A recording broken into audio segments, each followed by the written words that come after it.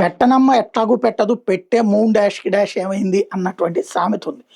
అట్లాగైంది ఇప్పుడు బెంగాల్లో బీజేపీ ప్రభుత్వం.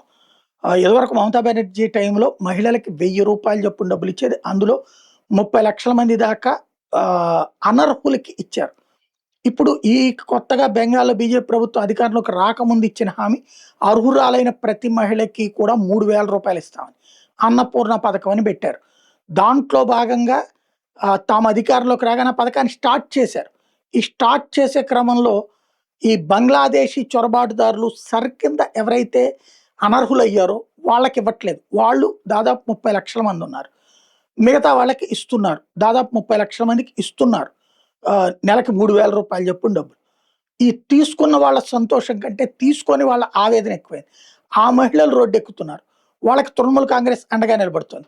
ఈ మహిళలు నిలదీస్తున్నారు, మా పక్కింటి ఆవిడకొచ్చింది నాకెందుకు రాదు, మా ఎదురింటి ఆవిడకొచ్చింది నాకెందుకు రాదని.